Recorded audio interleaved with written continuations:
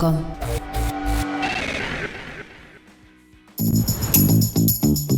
Acompaña a nuestro rockstar Gabriel León a sumergirse en las conversaciones más profundas y reveladoras con los y las protagonistas detrás de los avances más emocionantes de la comunidad científica. Ya comienza Rockstars.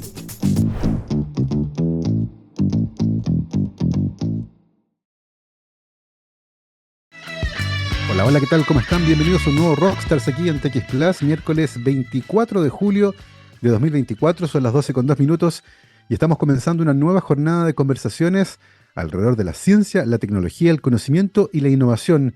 Fue una mañana muy fría acá en la zona central del país, particularmente en la ciudad de Santiago, donde me encuentro actualmente.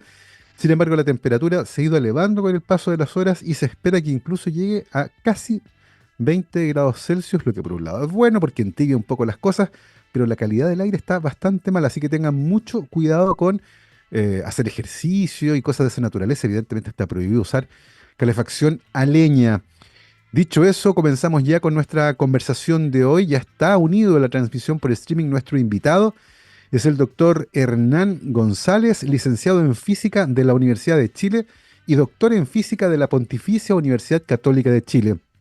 Continuó su formación realizando estadías de investigación postdoctoral en la Universidad Libre de Bruselas primero y luego en la Universidad Técnica de Viena. Actualmente es investigador en la Universidad San Sebastián y académico del doctorado en física teórica de la misma universidad. Hernán, ¿qué tal? ¿Cómo estás? Bienvenido a Rockstars.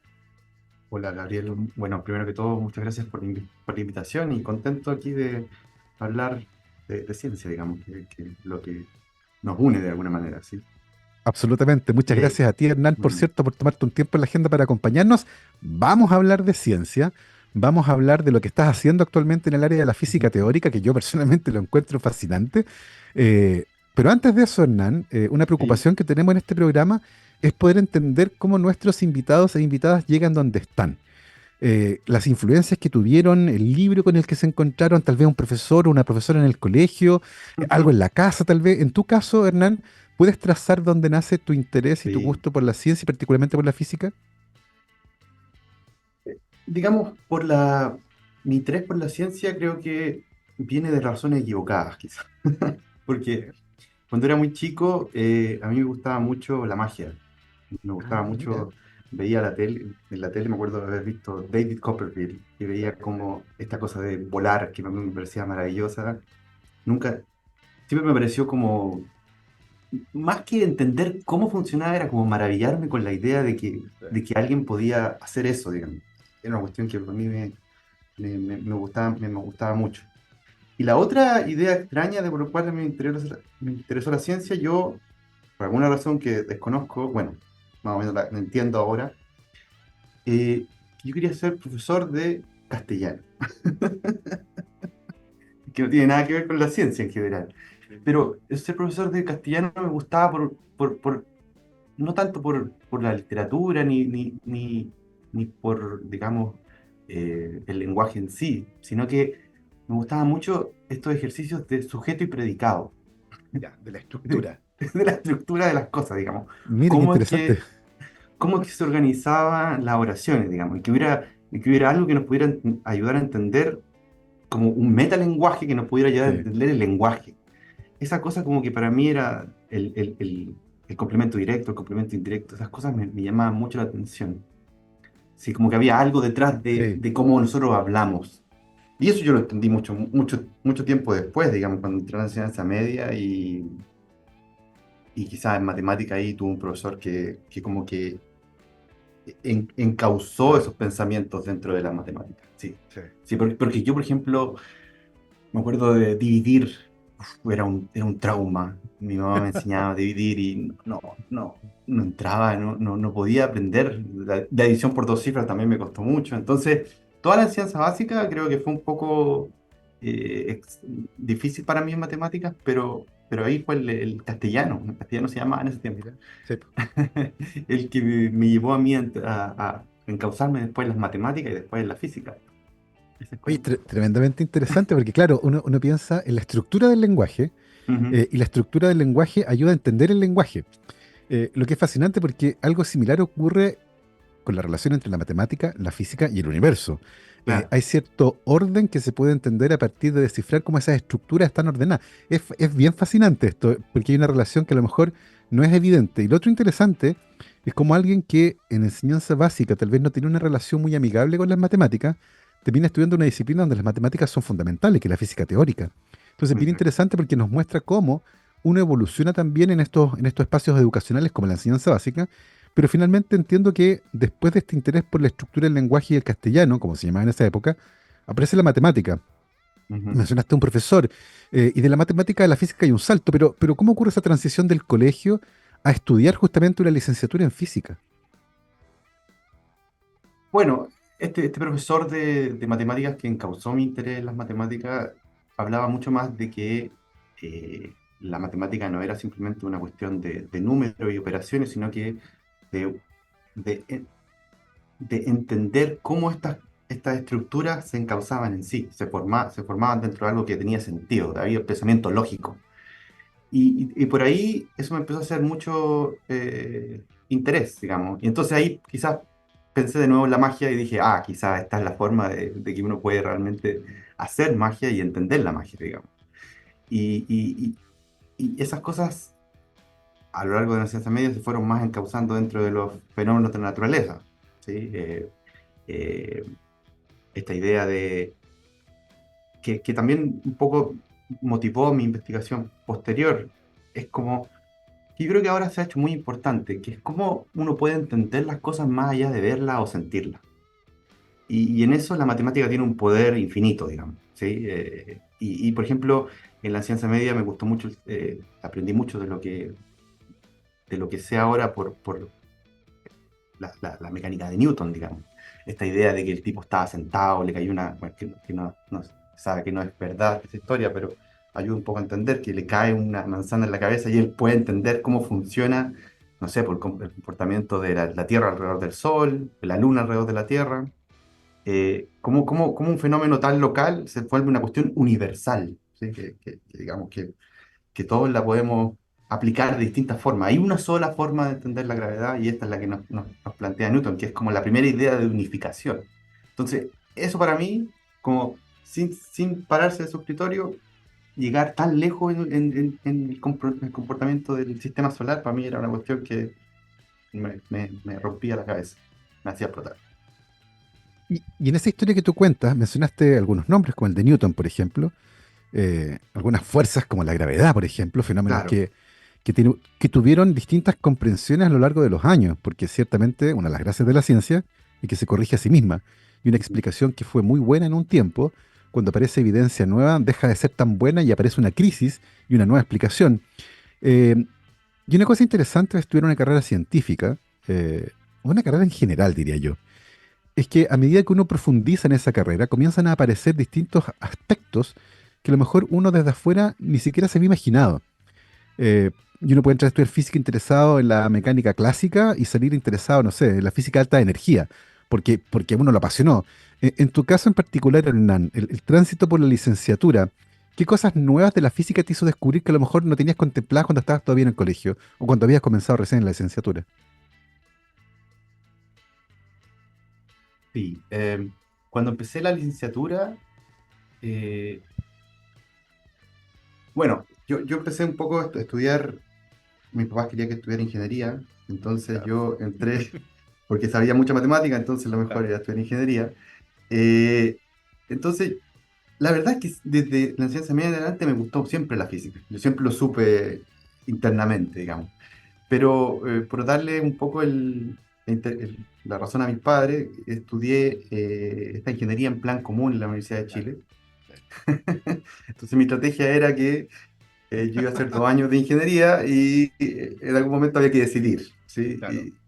Y cuando se hizo inevitable, bueno, seguí por la física, digamos, ¿sí? Entonces, por un momento pasé también por las matemáticas, dije, bueno, quizás la ingeniería en matemáticas Claro. es mi camino, pero siempre fue la física, y yo diría que más que por una extraña razón, digamos, no podría explicarlo. Más que ir abriéndose más posibilidades de estudio, como que se fue compactando en algo, llevando a algo más concreto. Claro. Sí, porque después, por ejemplo, en la licenciatura leí una breve historia del tiempo Sí. de Stephen Hawking. Stephen Hawking. Y bueno, y ese libro también un poco amplió mi certeza en esta idea de que, bueno, con la matemática uno puede llegar incluso más lejos, digamos, que el sistema solar. Sí, Y entender cómo objetos que parecen que salidos de las películas de ciencia ficción realmente existen, digamos. sí, Bueno, en ese momento era todo también un poco una cosa, era como ciencia ficción, digamos, era sí, como... A mí, igual en la licenciatura encuentro que, interesándome mucho esos temas, dentro de la misma academia hay mucho bullying en ese momento, sobre todo a los agujeros negros, porque eran algo como, oye, esto no existe, no lo van a encontrar. claro. Estaban recién haciendo los experimentos de ondas gravitacionales, digamos, Sí, de LIGO en Estados Unidos, y, y no había tanta certeza de que fueran a encontrar algo. ¿Sí? sí, Entonces, estos son básicamente cosas matemáticas que no tienen relación con la naturaleza y como que básicamente estáis perdiendo el tiempo. claro. Es una especulación Pero matemática. claro, claro, claro, claro. Pero igual no sé, había una cuestión que esto de perder el tiempo, hay una consistencia matemática tan profunda dentro de las cosas Sí, que uno aprende y que de alguna manera uno piensa, pucha, algo debe estar bien de todo esto, digamos. Y eso es un sí, poco lo que empuja el camino a seguir como investigador en física teórica. sí. Y ahora es divertido porque, no sé, yo empecé en 2003, el 2013. 2016 se descubrió las ondas gravitacionales, el 2019 se tomó una foto al agujero negro, Sí, entonces ya algo que era muy loco, muy extraño, pasa a ser conocimiento irrefutable, en cierto absolutamente. sentido, porque tú Claro, en también cierto estabas sentido. hablando ahí de qué va a pasar después, pero Claro, hasta ahora es como una cosa de que, bueno, ahora lo increíble es que nadie duda de la existencia de agujeros claro. negros y el universo en general, todas las galaxias deberían tener al menos un Un agujero negro agujero en su negro. centro. Entonces, es una cuestión avispante, digamos. Y todo Absolutamente. partió por un científico, un alemán que estaba, digamos, en el frente de batalla ahí en la Primera Guerra Mundial, en las trincheras. ¿Ya? Tomó las ecuaciones de Einstein, las resolvió y encontró una solución. Dijo, wow, esta cosa es muy paradójica. Le escribió a Einstein y Einstein le dijo, "Mm, no, esto está extraño, digamos. Hasta mismo Einstein dudó de la existencia de los agujeros negros. De hecho, tiene un Mira, artículo donde él dice que no pueden existir estas cosas. Es muy extraño que existan objetos que, digamos, que tengan lo que se llama una singularidad, así, un punto sí. donde no entendemos qué pasa, digamos. Son Hay algo que es inestables. fascinante. Hay algo que es fascinante ahí, Hernán. Vamos a hablar de agujeros negros en profundidad en la Sí, sí, segunda parte de sí. esta conversación, pero antes de entrar en eso, eh, uno podría asumir que en la génesis de un agujero negro hay, por ejemplo, una estrella. No hablemos de los Ujú. centros galácticos, hablemos del Sol, por ejemplo. ¿El Sol tiene masa suficiente como para formar un agujero negro, aunque sea pequeñito? No, no, digamos. Ya, El Sol tiene masa muy pequeña como para... O sea, tiene un poquito más de masa. Hay un límite que se llama el límite de Chandrasekhar, que es como ya, 1,5 veces la masa del Sol, más o menos. perfecto. Ahí se puede. Ese tipo de estrella podría formar un Ya, agujero negro ante perfecto. Y ciertas en el mecanismo circunstancias. inicial, uno podría asumir que hay un proceso de donde se empieza a compactar la estructura de la estrella, ¿cierto? Empieza a aumentar la Claro, densidad. claro, Los átomos, los átomos se empiezan a acercar. Eh, exactamente. el espacio que se cierra inicialmente, el espacio que está entre los átomos de hidrógeno, entre los átomos de helio, pues va a llegar Ujú. un límite entre, se va a acabar, eso van a estar súper cerca. La pregunta que te quiero hacer es, finalmente cuando se forma el agujero negro, ¿los átomos que estaban originalmente en la estrella siguen ahí? Siguen ahí, pero digamos en una estructura un tipo de materia que no hemos visto en la naturaleza, digamos, ¿sí? O sea, sabemos que existen, por ejemplo, objetos muy, muy compactos y los podemos ver, digamos, son las estrellas de neutrones, que son, Claro, digamos, neutrones que están muy, muy, muy, muy cerca unos de otros, digamos, un objeto muy, muy denso, muy denso. algo que no podemos entender. Eh, pero lo que forma un agujero negro, digamos, la materia que está ahí en el centro de este agujero negro, es algo que no vamos a poder acceder nunca. Eh, Y, Perfecto. justamente te quería hacer hincapié en ese punto que tú planteas, porque Einstein un poco desafió esa misma intuición que tienes tú, digamos, que dijo, no, pero mira. si yo tengo un conjunto de objetos y lo empiezo a compactar, Claro. hay un límite Hay en un el cual límite. ya no puedo compactar más y ese objeto se vuelve inestable y se rompe, digamos. Claro. Claro. Pero entonces lo que él no pensó, digamos, o lo que se descubrió después, esta idea de la continua compactación, digamos, que Ya. la materia se empieza a compactar, a compactar, a compactar, a compactar, tanto que llega a estar en un punto en el cual, eh, bueno, está escondido dentro de este horizonte de eventos, digamos, que no Claro. podemos ver, digamos. Y ese es un proceso que es posible en cierto sentido. Dale. Y esa es Es la idea que fascinante. hay. Sí, dale, dale. Es fascinante porque además, como tú decías, son objetos que están muy asociados con la ciencia ficción, con la cultura popular, con las películas. eh, Se han convertido ciertamente en un objeto de estudio. El premio Nobel hace un par de años fue, de hecho, en física, a investigadores que también aportaron evidencia de estrellas orbitando en el centro de una galaxia, ¿cierto?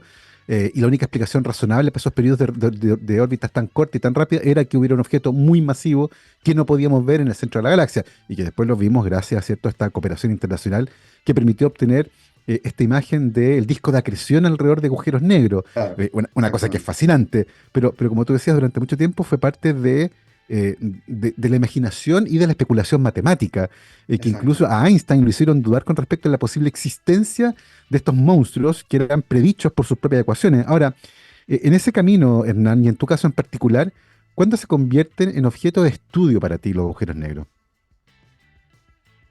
¿Fue en el Claro. doctorado o fue Sí. después? No, no, no.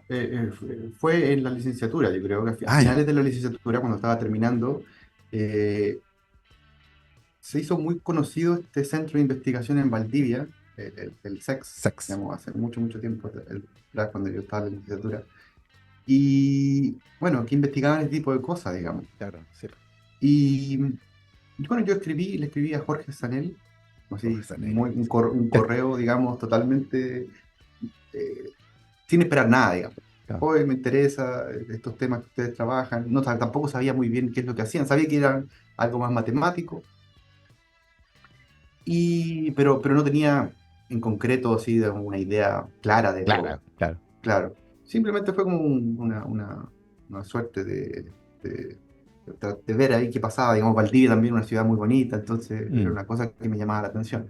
Le escribí y la respuesta fue inmediata, digamos, me invitó, digamos, ven a trabajar con nosotros, conversar.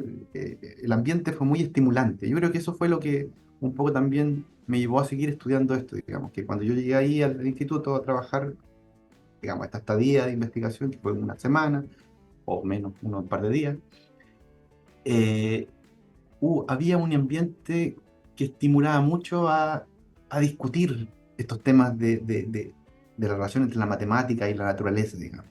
Como eh, era muy común entrar y ver pizarras llenas de ecuaciones, digamos, gente hablando de soluciones de agujeros negros. Entonces era un tema, un ambiente que un poco impulsó aún claro, más sí, sí, claro. mi interés por la investigación en estos temas, digamos. Sí. Mm, Fue como un motor que sí. hizo que yo me entusiasmara aún más con seguir tratando de entender aspectos de la teoría que todavía no se entienden, digamos.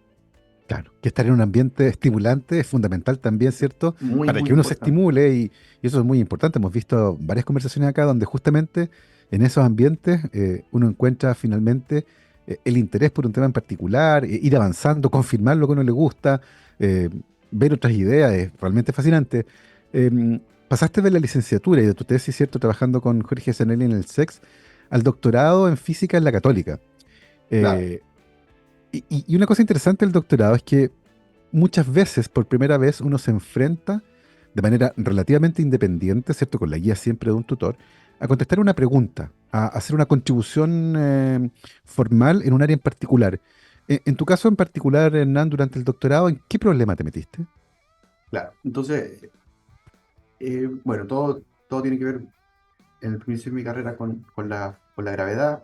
Eh, hay un modelo que es muy, muy popular en estos momentos, una forma de entender la Mm, fuerza de gravedad que es lo que se llama la holografía, que es una idea de que la gravedad, para entender la fuerza de gravedad, uno la debería entender con otra descripción, pero que vive, digamos, en, en una dimensión menos, digamos, que la fuerza de gravedad. Eh, o sea, que el entendimiento de la fuerza de gravedad tiene que ver con lo que está en la superficie, digamos, de este objeto que yo estoy tratando de entender. Mm. ¿Sí? Como los hologramas de Star Wars, ¿no? Uno ve ahí Sí, objetos que se ven en 3 dimensiones, ese objeto que parece ser en 3 dimensiones es la gravedad, y yo lo que veo en realidad es una cuestión bidimensional, perfecto. y eso es realmente lo que yo puedo, digamos, entender con las Entender. ecuaciones que yo manejo. ¿Sí? Entonces, eso está muy bien estudiado, o hay mucha evidencia de que existe muy bien en un tipo de espacios muy particulares, que son espacios que tienen, bueno, eh, espacios que tienen curvatura. ¿Sí? Hay un espacio con curvatura positiva, por ejemplo, la esfera. La esfera es un espacio con curvatura positiva. Eh, Hay otro tipo de espacios que son espacios con curvatura negativa, que sí, si lo pudiéramos así asociar a algo, podría ser como la silla de montar de un caballo. Sí, claro. Sí. Ese es un espacio de curvatura negativa, en cierto sentido. Es un poco más complicado que eso, pero Sí, esa es como la idea. Entonces, se entienden bien las teorías, la holografía en ese tipo de espacios. perfecto. Mi idea era llevarlo a espacios más, o lo que me propusieron en ese momento era llevarlo a espacios más realistas, Ya. a espacios sin curvatura, con curvatura, digamos, cero, Cero. y tratar de entender qué es lo que pasa en esos espacios. Ya. Y entonces la idea para mí era muy interesante desde el principio porque, eh, digamos, habría una nueva área de investigación. Yo sentí en ese momento que quizás esto es algo que nos puede llevar a entender la gravedad de una manera más general. ¿Sí? Sí. O sea, el universo, o sea, los agujeros negros, por ejemplo, que existen en nuestro universo, están en espacios que son, si bien está bien curvado cerca del agujero negro, lejos del agujero negro uno espera que el espacio sea plano. Entonces, si uno quiere entender la gravedad en esos espacios, bueno, si uno quiere entender cómo funcionan esos espacios, uno debería entender esta teoría holográfica en espacios planos. Y eso fue lo que, digamos, el motivo, el motor de mi investigación. Siempre bueno tener ideas revolucionarias, o sea, ideas que a uno lo llamen a investigar, Claro. pero tienen que ser también modelos que uno los pueda entender Sí, claro. en un tiempo asociado a un doctorado. Claro, tipo Y prudente. entonces, un tiempo prudente. Y entonces yo empecé a investigar en estos modelos, en un modelo bien simplificado, digamos. Claro. Y en ese modelo la descripción funcionaba relativamente bien, digamos. Entonces eso Sí. fue mi tesis, digamos, estudiar estos modelos en este modelo más simple, que es un tipo de gravedad, eh, no en 4 dimensiones como la que vivimos nosotros, sino que en tres Claro. dimensiones, En tres ¿sí? dimensiones. Así como Que una época bien interesante porque uno empieza a trabajar con independencia. Imagino que en tu caso, siendo una tesis en física teórica con mucha matemática, mucho papel, mucho pizarrón, mucho de estar pensando y conversando, ¿cierto? Para tener un poco de feedback, eventualmente uno resuelve parte de esa problemática y luego aparece un periplo bien interesante por Europa. Estuviste haciendo postdocs en la Universidad Libre de Bruselas y luego en la Universidad Técnica de Viena. Estuviste por allá varios años. ¿Cómo fue esa experiencia? bueno, y fue muy gratificante en muchos ámbitos, digamos. Conocí a mi esposa, también desarrollé mucha investigación independiente de mi Claro. advisor, que, Sí. que eso también fue muy estimulante, digamos, ¿sí? Una anécdota que me pasó ahí en Bruselas, digamos, eh, en los últimos años de su vida, Hawking desarrolló una teoría, digamos, para describir, bueno, hay un problema en agujeros negros que se llama el problema de la información, que básicamente lo que dice es que si yo lanzo objetos a un agujero negro, ese agujero negro, después de mucho, mucho tiempo, se va a evaporar por un proceso que se llama el proceso de radiación de Hawking. Mm. Y entonces, la información que yo lancé a ese agujero negro, después de mucho tiempo, se va a perder. Claro. Entonces, eso propone una tremenda contradicción, porque ¿cómo puede ser que un sistema evolucione, o sea, que yo prepare un cierto estado inicial y el final sea la nada, digamos, no tener nada? Entonces Hawking planteó esa idea en los años 60 y unos pocos años antes de morirse, él propuso una idea, que había una forma de recuperar esa información en un cierto tipo de estructuras que quedan en el espacio-tiempo, que se llaman Ya, supertraslaciones. ya. Y entonces él dejó esa idea ahí, digamos, podría haber una forma de recuperar esta información a través de estas supertribulaciones. Claro. Y entonces, bueno, justo con mi trabajo en el doctorado y lo que estaba haciendo en Bruselas, como que iba justo, tomé el momento, digamos, porque justo esta idea de las superrelaciones es algo que yo había trabajado en mi tesis y que estaba trabajando en la licenciatura. Entonces, rápidamente, ahí como en unos meses, digamos, se nos ocurrió una idea, digamos, y sacamos un artículo que nos fue súper bien con el artículo y pudimos extender esta idea de Hawking no solamente a este tipo de objetos que él decía que había, que se podía, digamos, recuperar la información, sino que había otro, había incluso más. Hay una forma de extraer información y guardarla dentro de estos pequeños objetos. Y entonces fue un momento muy gratificante para mí porque de una conversación de pasillo, así como, oye, salió este artículo, ¿qué opináis tú? Y de repente fue una bola de nieve, digamos, empezó a crecer, a crecer, a crecer, a crecer, y de repente, digamos, en un mes, digamos, así, teníamos el artículo publicado y salimos como primero que toda la gente que estaba trabajando en esa idea, digamos. Sí. Entonces, en el principio recibió mucha Atención. atención, digamos. Sí. Y entonces fue muy, muy, muy gratificante porque uno se da cuenta ahí que si uno toma su idea, las trata de llevar más a fondo, tienen un lugar en el, en el pensamiento científico. Sí. A veces pasa que el advisor tiene mucha intuición de las cosas, pero hay una ley, alguna vez la leí en alguna parte, Yeah. es que si un científico muy reputado te dice que que algo tiene que ser así, probablemente tiene la razón. Pero si él te dice que está malo, que eso que tú estás pensando está mal, o lo que se esté discutiendo está mal, probablemente está equivocado. Alta tasa de error en los negativos. Sí, claro, alta tasa de error negativo. Entonces, Eh, claro, que yo pienso que si hubiera ido a hablar esta misma idea con mi Te, te- advisor, te probablemente hubiera descartan. dicho, no, no lo veo No factible pierdas esto". tiempo con eso. Claro, claro, claro, claro, claro, claro. Entonces hay de todo, digamos. Sí, Y bueno, y también los grupos de investigación, abrirse a... claro. Hay otros ecosistemas que aparecen ahí también en los postdoc, a través de viajar en Europa a muchos Sí, claro. lugares. Sí, La, Siempre me lo imagino como el tenis, un poco, que uno va sí, como al circuito internacional, sí, digamos, y está ahí todo el tiempo jugando partidos, y eso a uno también lo hace absolutamente. entrenarse y mejorarse en Sí, lo que en lo que está trabajando. absolutamente. Eso es un poco de lo que yo también echo de menos acá de Chile, que uno está como un poco más aislado, digamos. Sí, po, Tiene que hacerse sí, su camino para poder llegar allá. absolutamente. Pero parte fundamental de la formación es ciertamente el postdoc, donde hay una libertad gigantesca para hacer cosas, para desarrollar ideas y eventualmente también para generar una línea de investigación propia.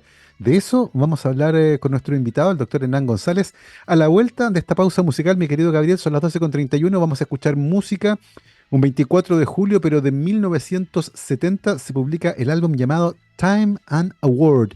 Es el segundo disco de la banda de rock progresivo Yes y que fue lanzado en el Reino Unido en noviembre del mismo año en Estados Unidos. Este fue el último disco de Yes, además que fue realizado con la banda original porque Peter Banks, el guitarrista, fue despedido luego del lanzamiento por mal comportamiento. No vamos a meternos en las copuchas del mundo de la música, así que dejémoslo ahí nomás. Escuchamos a Yes entonces con Sweet Dreams. Vamos y volvemos.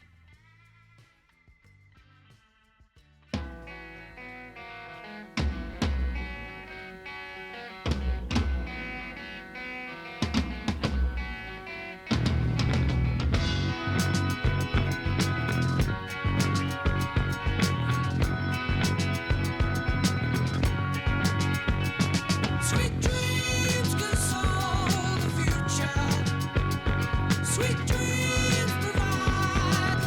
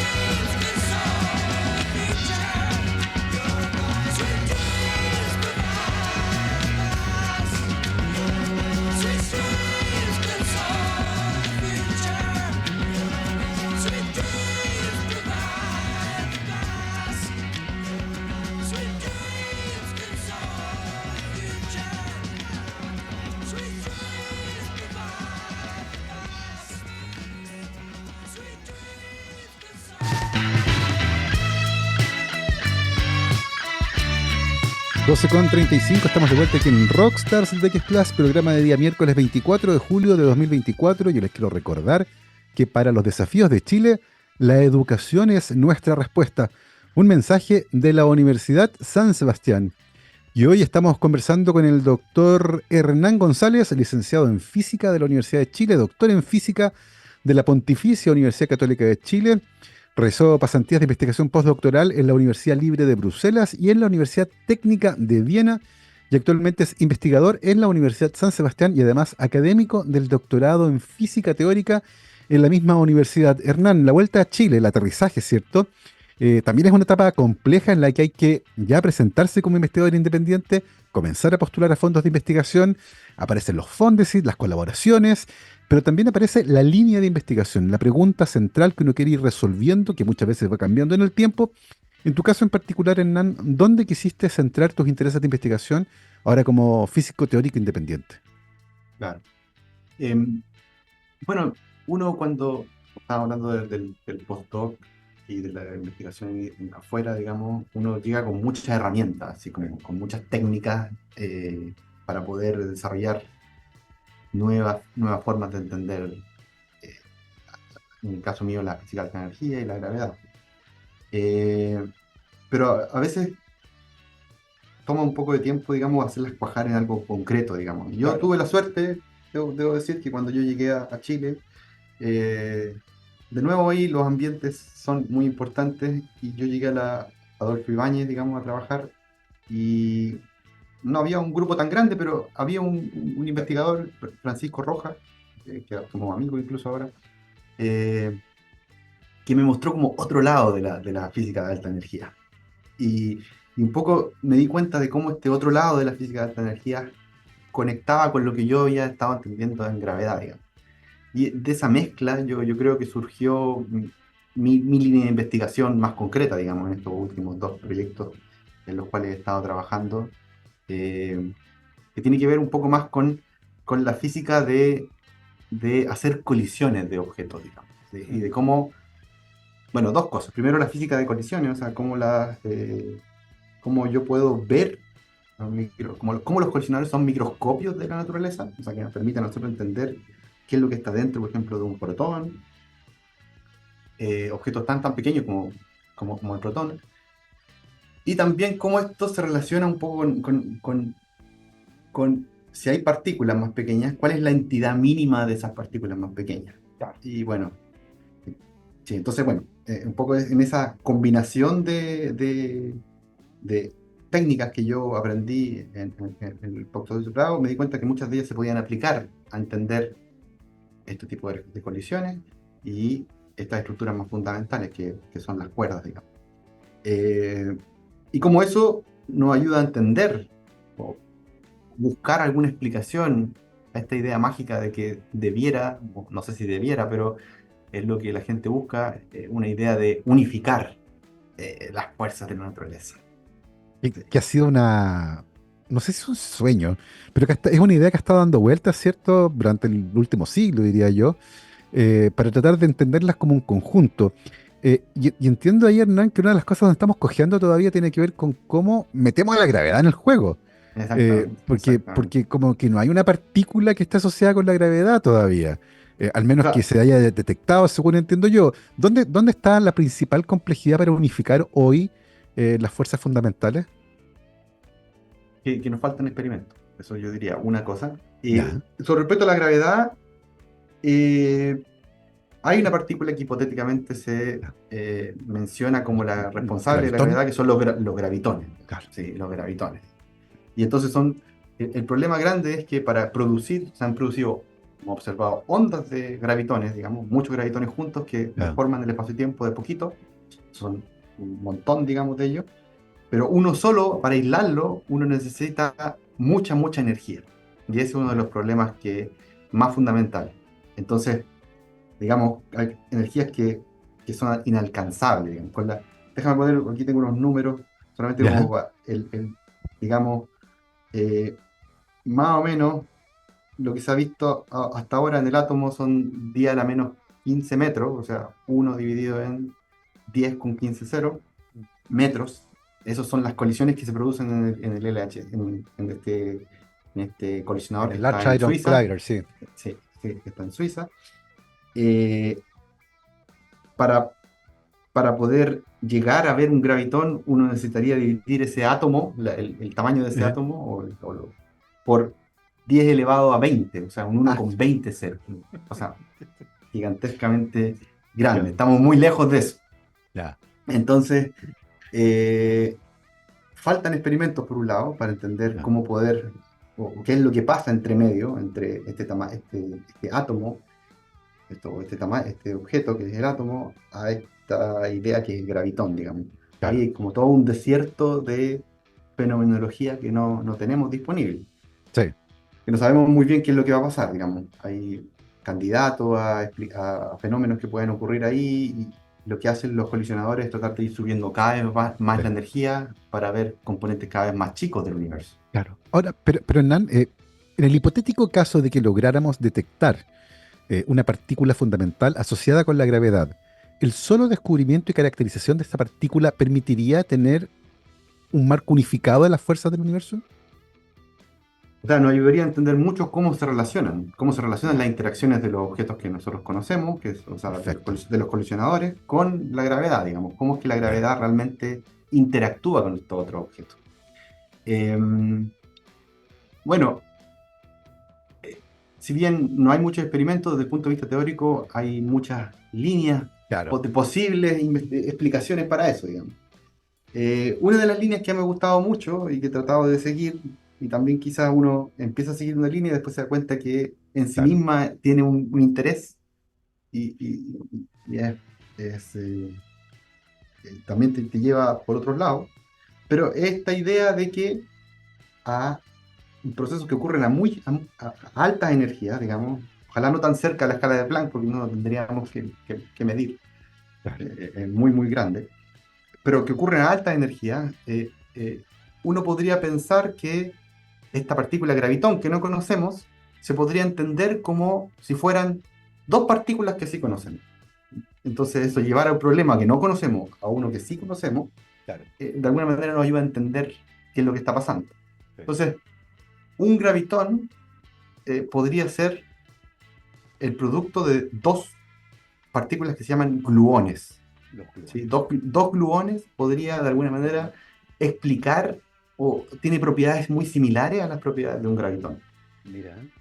Dos gluones, entonces, ¿qué son los gluones? Los gluones, digamos, los protones, los neutrones, los átomos, las partículas que están en el núcleo del átomo, eh, no son partículas fundamentales, Claro. están compuestas de otras partículas más pequeñas, ¿sí? Que se llaman los quarks.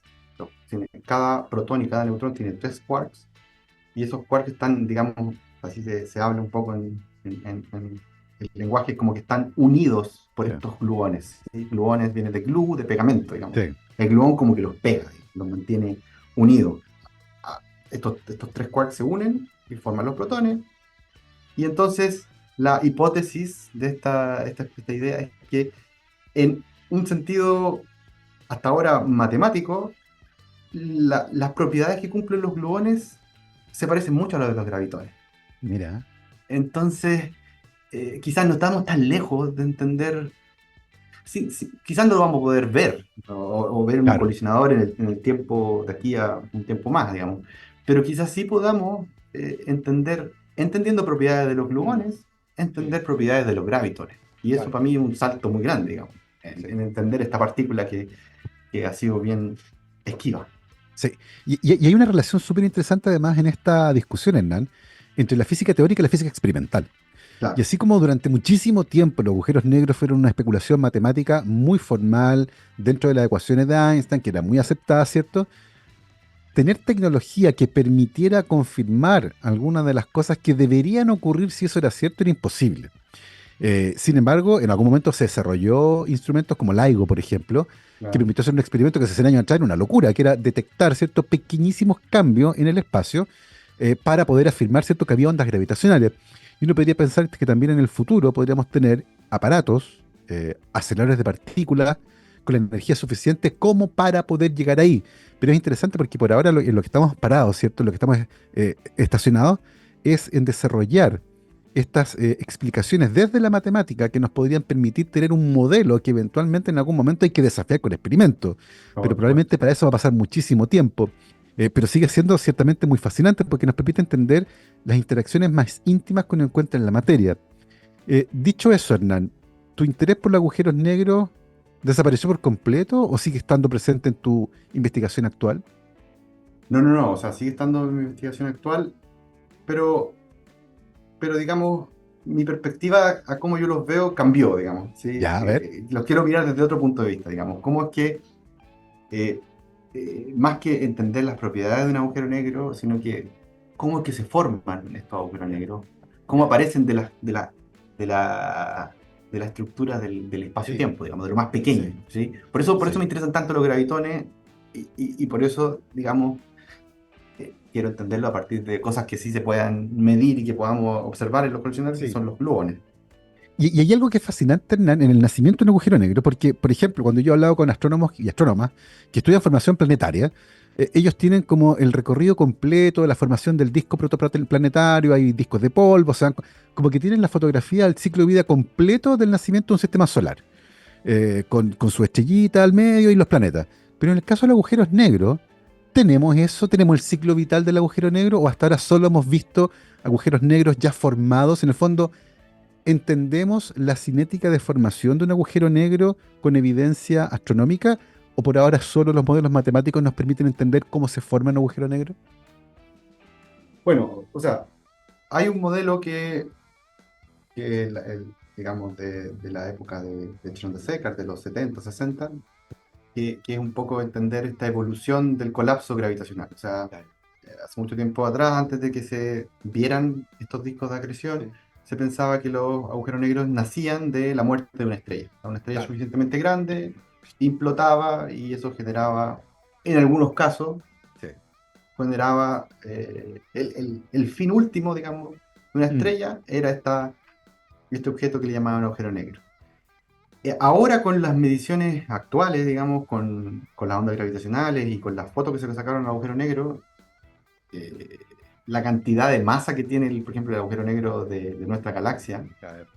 es tan, tan, tan, tan grande que el mecanismo cómo llegamos ahí a poder tener ese agujero negro es totalmente desconocido, digamos. O sea, o no se sabe muy bien qué es lo que lo formó.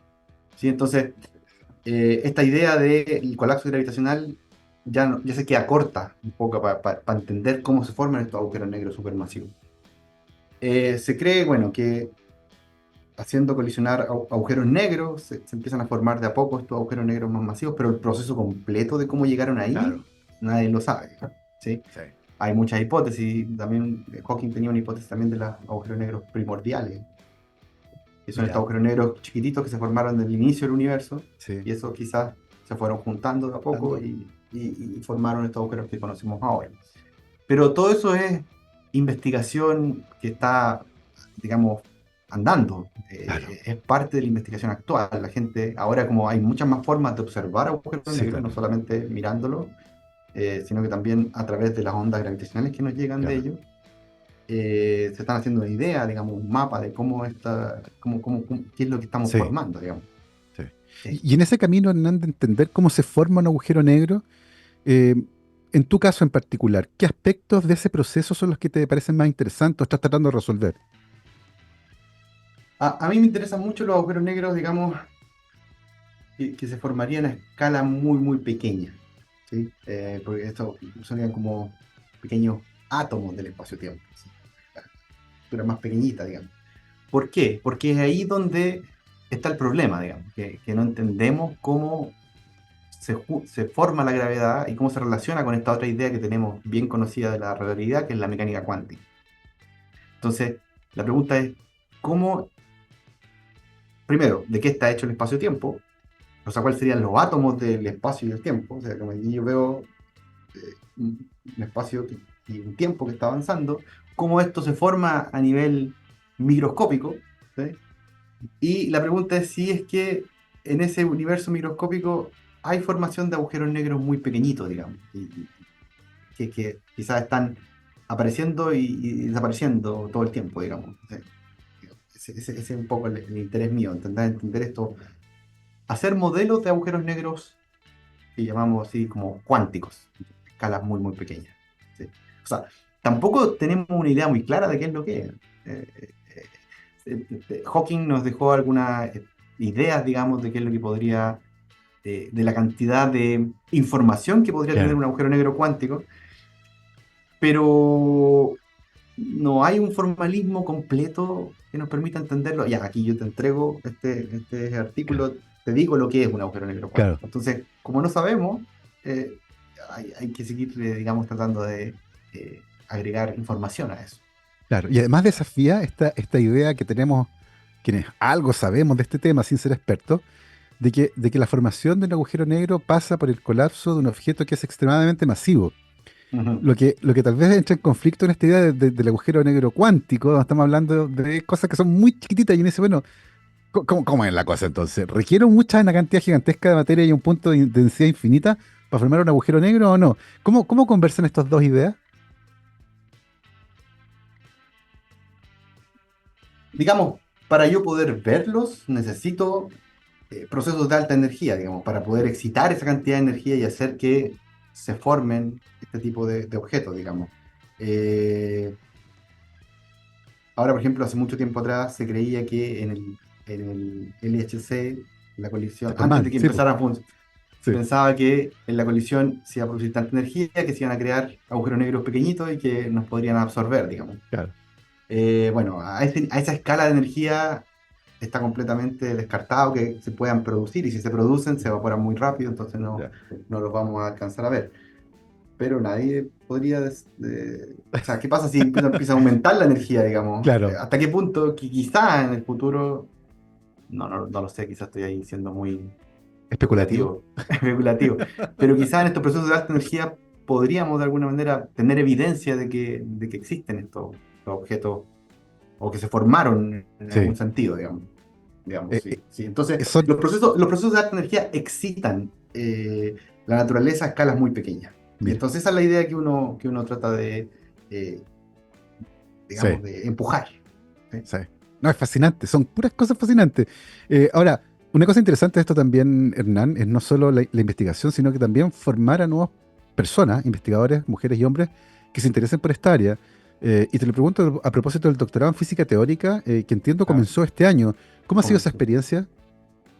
Bueno, ha sido súper interesante porque hay pocas universidades en Chile, yo Sí, creo, pues, que digamos, se toman esta idea de la investigación en serio, digamos. Y aquí la universidad se la jugó, digamos, sí, porque contrató un grupo de físicos teóricos, sí, digamos, eh, y al mismo tiempo nos puso un programa de investigación, entonces eh, es para generar este ecosistema. Yo creo que sí, eso es una cosa que es sí, interesante, que me parece que o sea, la universidad está pensando en esta idea de crear nueva ciencia y sí, para crear nueva ciencia es tremendamente importante tener departamentos de física y tener estudiantes que quieran venir a trabajar con nosotros, digamos. claro. Y en ese sentido ha sido muy gratificante trabajar acá. Desde octubre llevo trabajando aquí y uno ve cómo las ideas empiezan como a circular, ¿sí? Bueno, Sí. empieza a conversar con la gente en el pasillo y de a poco te das cuenta que hoy es como que volver a los tiempos donde uno estaba trabajando como postdoc. Entonces eso es lo que me parece a mí fantástico. Y, pero bueno, no solamente de investigadores, se vive, necesitamos también estudiantes de doctorado para mover esa idea y para transformarla, digamos. Yo Sí. creo que eso es lo que hacen los estudiantes, digamos. Que uno parte con algo y el estudiante lo transforma en algo nuevo, digamos.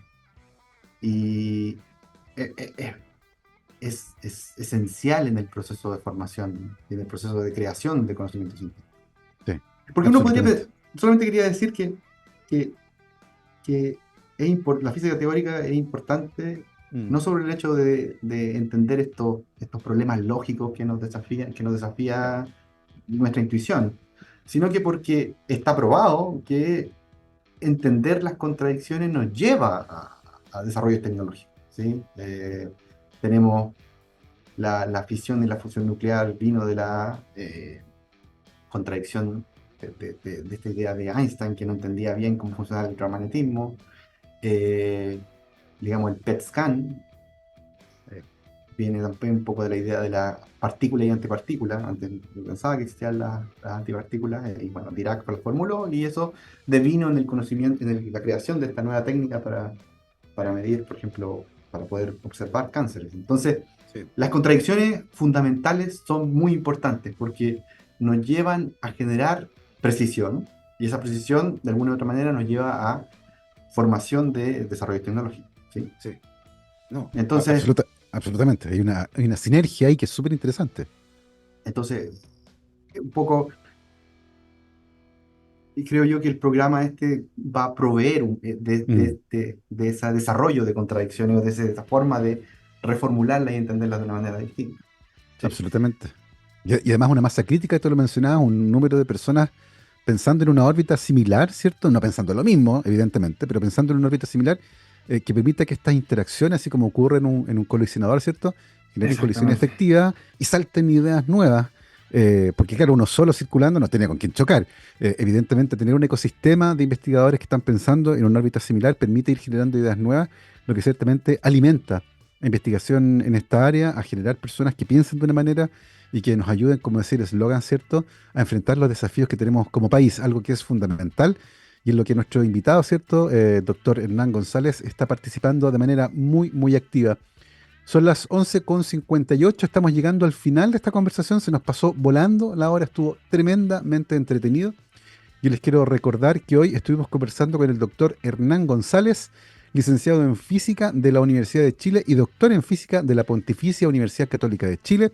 Fue investigador postdoctoral en la Universidad Libre de Bruselas y luego en la Universidad Técnica de Viena, y actualmente es investigador en la Universidad San Sebastián y académico del doctorado en física teórica de la misma universidad. Hernán, te queremos agradecer mucho que te hayas tomado el tiempo para conversar con nosotros. Muchas gracias a ti, Gabriel. Muy interesante la discusión, y gracias de nuevo por la invitación. No, encantados.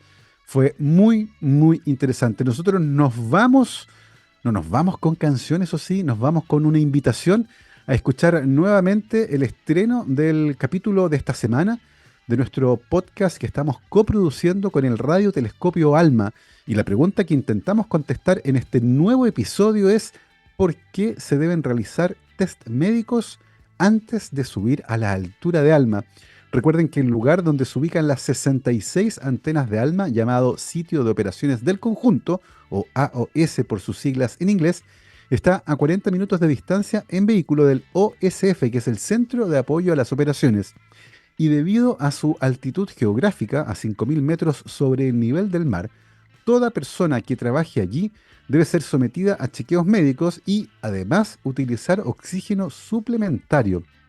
En este episodio, Dania Lange, que es enfermera del Policlínico del Observatorio, nos va a contar cómo monitorean permanentemente al equipo para cuidar su salud mientras ejecutan sus labores en el observatorio, algunos de ellos a 5.000 metros de altura. De todo eso nos vamos a enterar en este episodio del podcast que tenemos con Alma. No se lo pierdan, va a estar muy, muy entretenido.